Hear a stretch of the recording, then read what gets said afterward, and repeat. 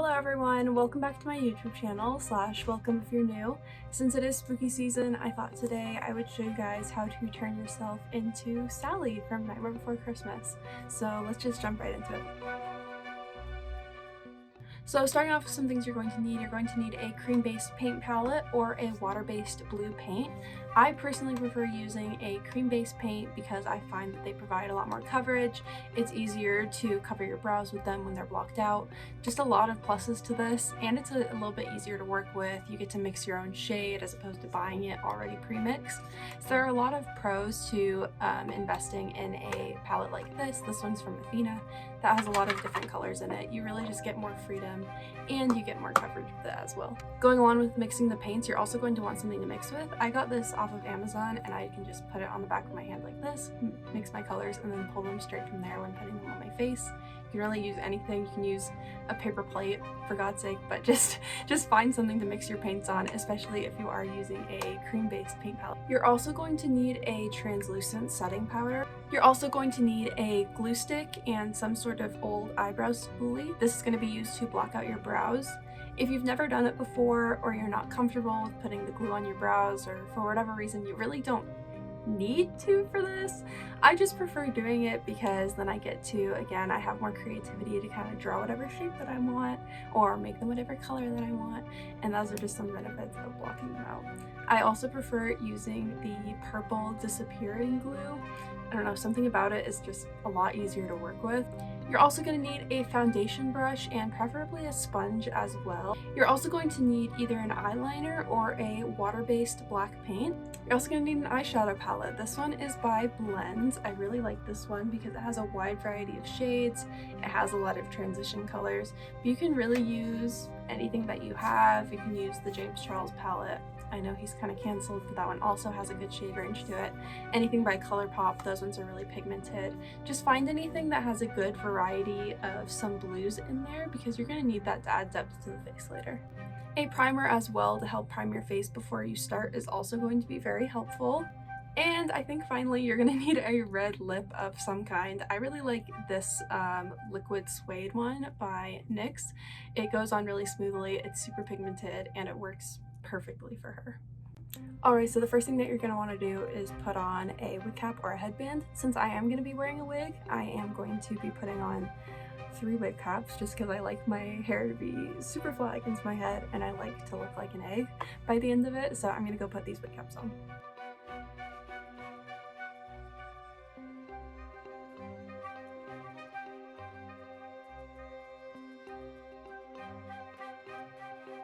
Alright, so once you have your hair out of your face, we're going to start to block out our brows. If you've never done this before, pretty much you're just taking a glue stick and running it through your eyebrows until they are fully coated. I do not stop doing this until I can see that my eyebrow hairs are like fully purple.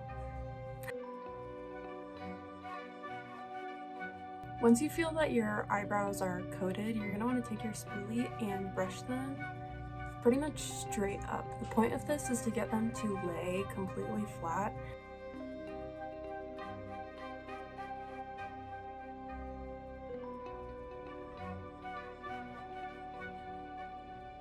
Sometimes even with mine you can see a lot of glue residue kind of around the outside of your eyebrows.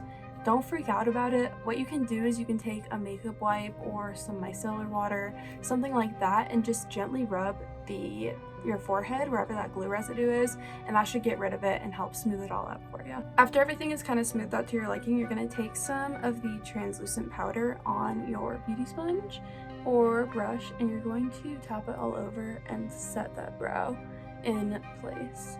You're going to want it to be really set in place because this is what all of our makeup is going over, and obviously we want this area to be as smooth as humanly possible. After your brows are set, we're going to start mixing our cream paint, or if you're using a water-based paint, you can jump straight into that and start applying that everywhere. But for me personally, I'm using a cream. The one thing that's going to help you a lot, and what I would highly suggest, is pull up a reference photo of the character that you're mixing up paint for, because I try to get mine as close as humanly possible. Last time this was way too blue. This time I'm going to make it more of sort of like a gray toned blue. That's kind of what I'm going for. So I'm going to start mixing that, and you guys can kind of pick up on the ratios that I'm using here.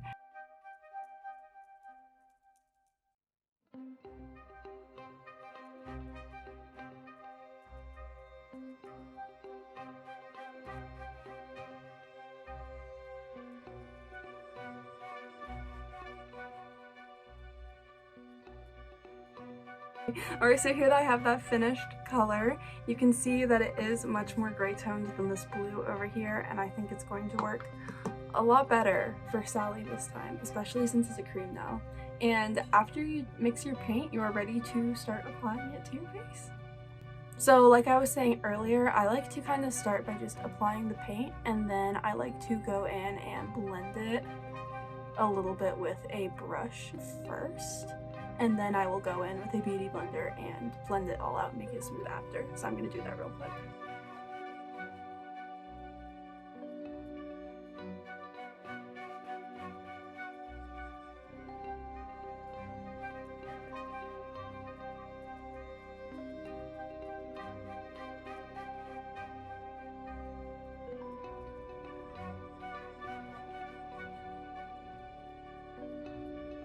Alright, so here's the paint all on, and honestly, if you use a brush and you kind of use stippling motions, you should be able to get it pretty even and smooth over your face.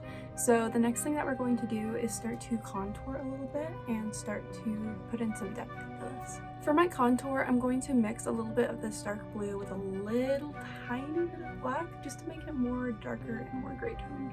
So this is the sort of gray blue contour shape that I landed on, and for Sally specifically, we're going to want to shape our face so that we have more of a higher cheekbone, and we also want the face to look just a little bit sunken in. And for that, you're going to want to place the contour kind of in an arched shape, going from a little bit higher, like maybe the middle of your cheekbone, and bringing it down into that cheek area. I'll show you.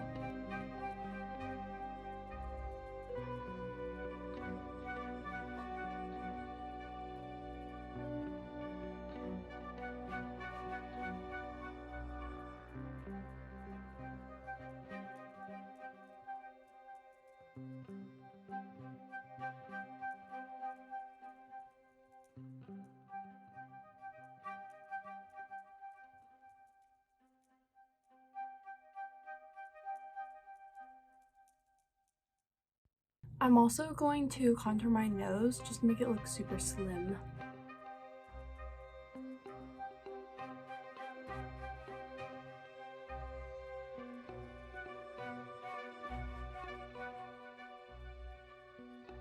Now you're going to want to set your entire face with that translucent powder that we were talking about. I just like to put mine on a big fluffy brush and pat it everywhere. Before you set your eyes as well, you're going to want to tap out any creases that are happening up there, just like that. You can use a beauty sponge for this part. Alright, so now that our face has been set, we can start putting on our powder products. For all of this, I use my blend palette just because, again, it has that shade range that I need. And for this first part, I'm just going to go over all the places I put contour and set those with powder.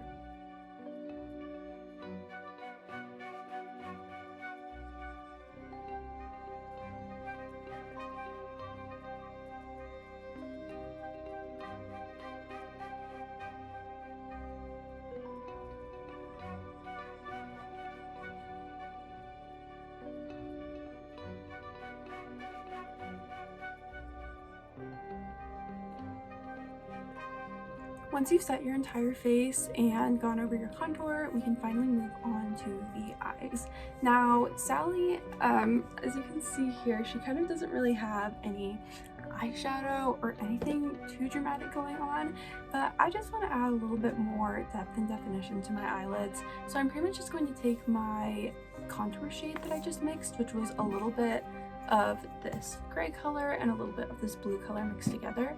I'm just going to take that and put that over my entire lid and kind of see how that looks and go from there. If you really want her eyes to look more upturned or expressive, I would recommend taking a little bit of that powder and kind of sweeping it up kind of where your brow would be. This would create a shadow kind of as if your brow were furrowed right here, and since Sally doesn't have any eyebrows, obviously, I think it would be kind of nice just to add that little bit of definition, just so that her eyes are a little bit more expressive.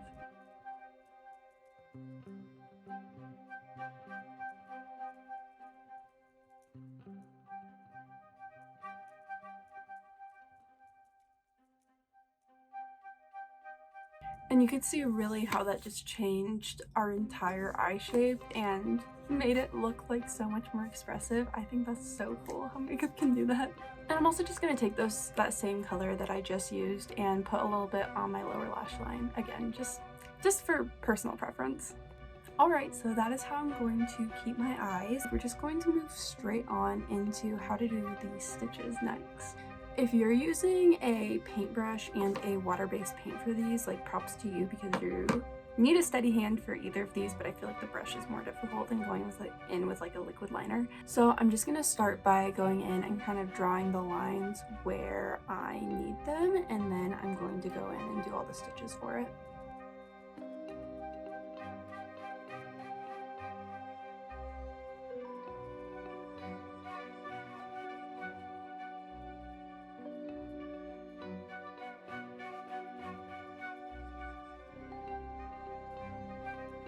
Alright, so now that we've got the lines done, we can start going in and doing each of the individual little stitches. If you really want to make them look like hyper realistic like in the film, you can use like the same base color paint that you did and then shade around them. Just for me personally, I'm just going to use my eyeliner because I'm not really concerned if it looks exactly like the film or not, and also because I feel like it's easier and that would be way more accessible for beginners. So let's go and do all of those.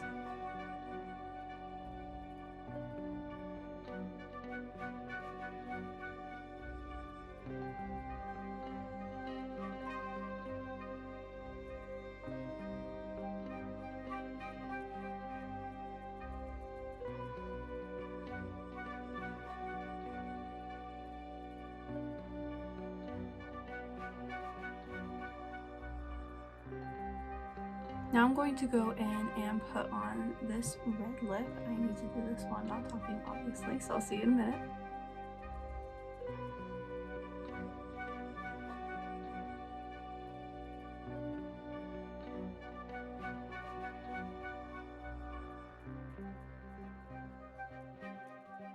I'm just going to put on a single coat of mascara on my upper lashes. Sally doesn't have any lower lashes at all, so I'm just going to put on the upper lashes to help my lashes blend in.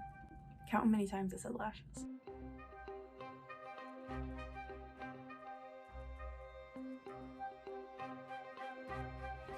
And then her lashes are very long and spiky, so what I'm going to do, I have so many lashes in here, I apologize, but this is the main style. My options are either this one, which I like because they're really like segmented, or this one, which I like because they're really long. I think I'm gonna go with these ones just because I think that they look really cool and this look is very like, simple, so I'm gonna go with these ones. And the most important part when putting on your lashes, especially with ones that are this long and kind of heavy, what you're going to want to do is really let the glue get tacky and then go in with tweezers to apply them, because that's also really going to help in the end. And of course I can't find my tweezers, so do as I say, not as I do.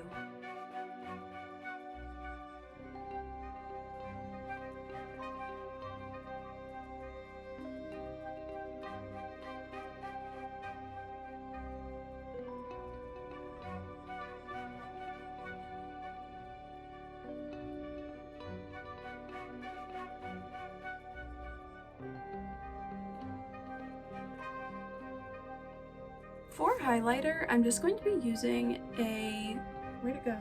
This white shadow from my Blends palette to highlight down the center of my nose, my inner corner, I would say under my brow, but not there, just down the center of my nose and in my inner corner.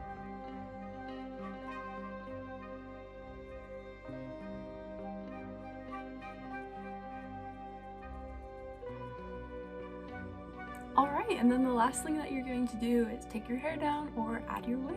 I'll be back with the final look.